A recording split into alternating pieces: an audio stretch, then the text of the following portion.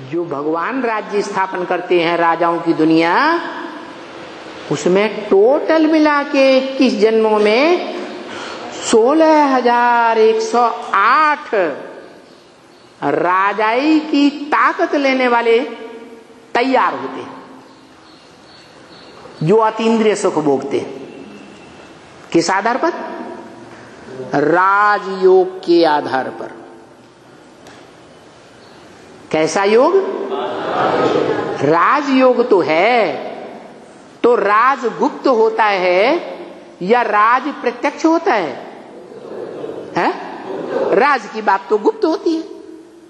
छोटे छोटे बच्चे, बेसिक नॉलेज लेने वाले राज की बातों को समझते हैं? नहीं समझते। जो बच्चे बड़े हो जाते हैं, बुद्धि एडवांस हो जाती है, तो राज की बात समझते हैं। बालिग बच्चे के नाबालिग समझते हैं? बालिग समझते हैं।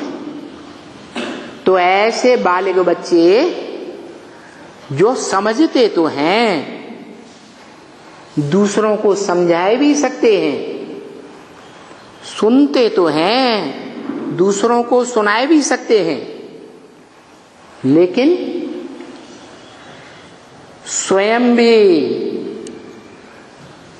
राजयोगी की लिस्ट में नहीं आ पाते,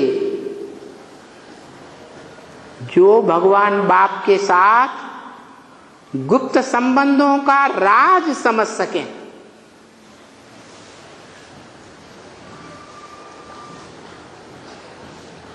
संबंध के आधार पर ही संग का रंग लगता है।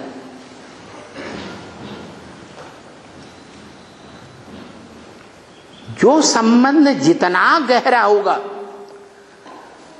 राजदार संबंध होगा, उस संबंध में ज्यादा याद आएगी या दूसरे संबंधों में ज्यादा याद आएगी? है? तो कौन सा संबंध है जिसमें सबसे जास्ती राज भरा हुआ है?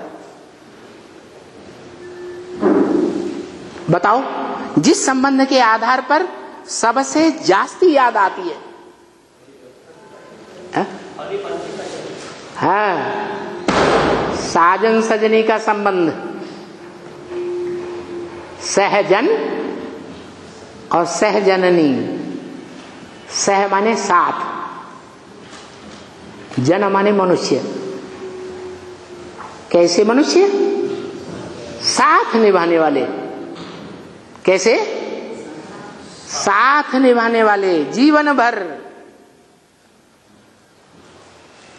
होंगे तो नंबरवार ही, एक जैसे होंगे नहीं, क्योंकि बोला है, वेदवाणी में ही बोला, ब्रह्मा के मुख से निकली वेदवाणी में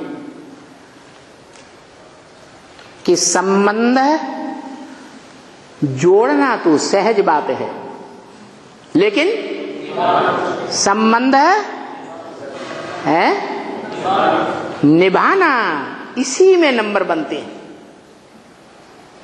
जो आज से लेकर के जब से संबंध जोड़ा परमपिता परमात्मा के साथ, तब से लेकर अंत तक पुरुषार्थी जीवन में एक के साथ संबंध निभाए,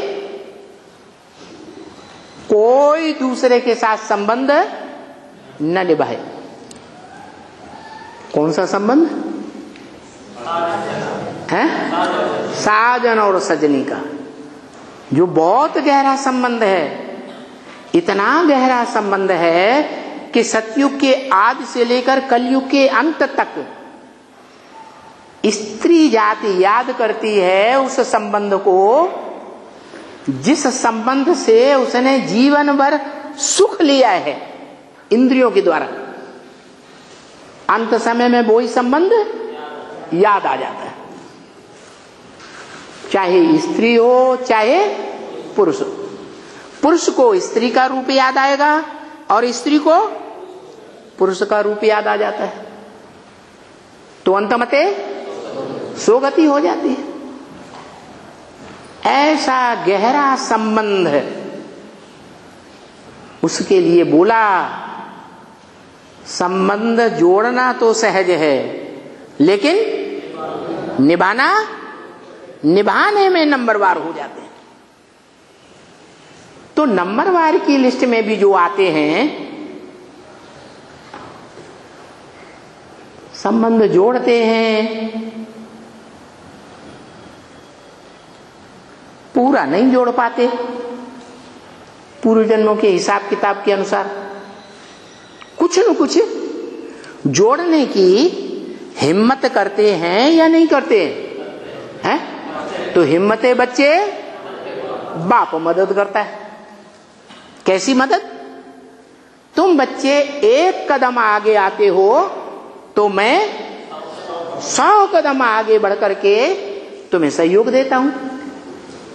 माना जो बच्चे हिम्मत करते हैं एक बार सरेंडर होने के लिए, क्योंकि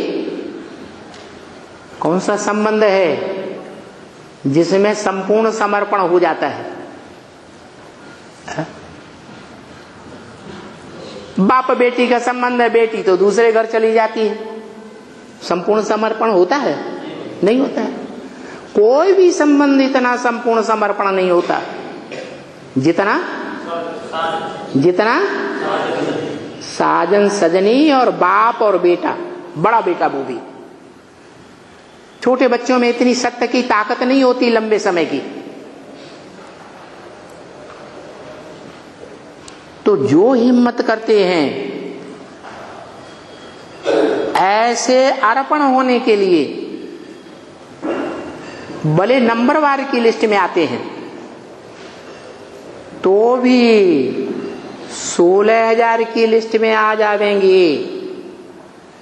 शर्त है कि बीच में क्या?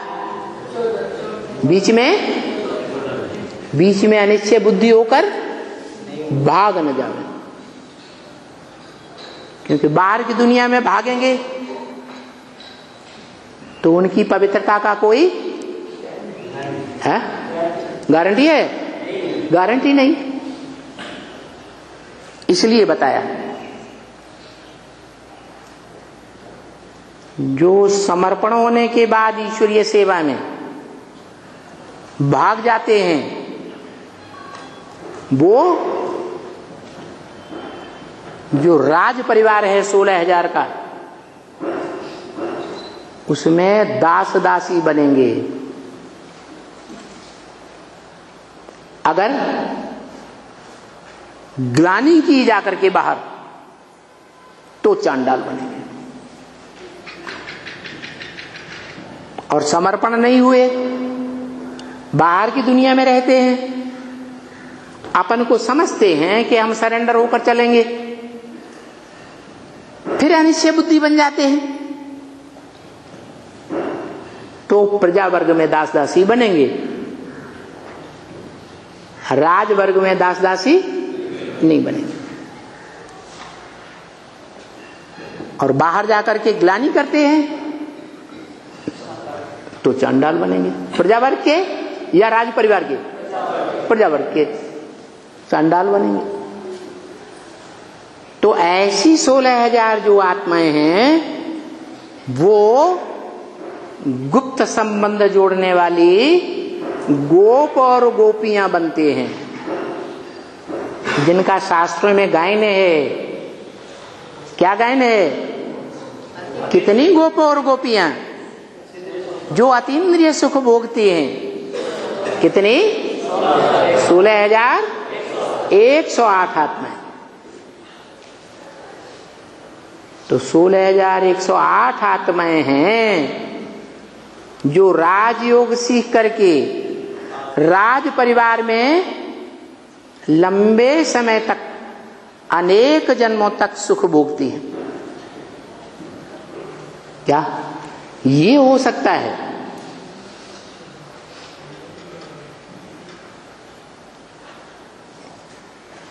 कि आदि में राजा और रानी के परिवार में नजदीक रह करके पार्ट बजाएं, या ये भी हो सकता है कि 21 जन्म के अंत में राजा रानी बन जाए। सबसे गिरती कला के राजा रानी या 21 जन्मों में जो अव्वल नंबर सतयुग के आदि के जन्म हैं उनमें राजा रानी, कीर्ति कला की राजा रानी। लास्ट जन्म में कोट पतलून मिल जाएगी, मानी मर्तबा मिल जाएगा। पहले जन्म में उनको दास दासी बनना पड़ता है। अगर ब्राह्मणों के संगमयुगी जीवन में उन्होंने बाप का बच्चा बनकर के आदि से लेकर, आदि में तो सहयोग दिया थोड़ा बहुत, लेकिन बाद में लगातार विरोध किया अंत तक, तो सतयुग त्रेता के पहले जन्म से लेकर के और अंतिम जन्मों तक वो दास दासी ही बनकर रहेंगे। अंतिम जन्म में जाकर राजा बन जाएंगे छोटे मोटे। और यही क्रम फिर द्वापर और कलयुग में चलता रहेगा। माना 21 जन्मों के आधार पर 63 जन्मों की भी प्राप्ति होती है। जो आत्माएं सतयुग के आदि में ऊंच पद पाती हैं, त्रेता के आदि में भी ऊंच पद पाएंगी। जैसे राम सीता वाली आत्माएं सतयुग के आदि संगम में विश्व के बादशाह और त्रेता में भी बादशाह, और द्वापर के आदि में भी ऊंचे के ऊंचे मान मर्तबे वाले राजा विक्रमादित्य और उनके गुरु, और कलयुग के आदि में भी राजा ही बनेंगे या दास दासी बनेंगे? राजा ही बनेंगे। और जो आत्माएं सतयुग के अंत में लोन लेकर राजाई चलाती हैं, वो त्रेता के अंत में भी वजन अपने ऊपर चढ़ा के जाएंगी या हल्की होकर जाएंगी? है? वजन चढ़ा के जाएंगी, क्योंकि वो स्वर्ग को नष्ट करने वाले निमित्त बनेंगे या स्वर्ग को अच्छे से पालना करने के निमित्त बनेंगे। और वो ही क्रम उनका फिर द्वापर और कलयुग में चलेगा। द्वापर के अंत में वैसा ही नीच पद, और कलयुग के अंत में भी वैसे ही छोटे मोटे राजा। आर्य समाज जो राजा नाम मात्र के बनते हैं, क्या टाइटल तो मिल जाता है राजा का, लेकिन राजा बाजा कुछ होते नहीं हैं। या तो 4-5 साल के लिए बहुत करके हो तो प्रधानमंत्री मंत्री बन जाएंगे, राष्ट्रपति बन जाएंगे अंतिम जन्म में। तो ये हिसाब है। इसलिए बाबा कहते हैं तुम बच्चों को इस अंतिम पुरुषार्थी जीवन में राष्ट्रपति पद मिले तो तुम क्या करेंगे? हैं? राष्ट्रपति पद धारण नहीं करेंगे? क्यों? अल्पकाल कर लेना। अल्पकाल के लिए बोल रहे हैं। हाँ, वो अल्पकाल की राजाई क्या है? कांटों का ताज है। क्या? कांटों का ताज। जैसे कांटे लगते हैं ना सर में, ऐसे बुद्धि को कांटा लगाते रहेंगे, दुख देते रहेंगे, चारों तरफ से चौं चौं करते रहेंगे, चैन की नींद तुमको सोने भी नहीं देंगे।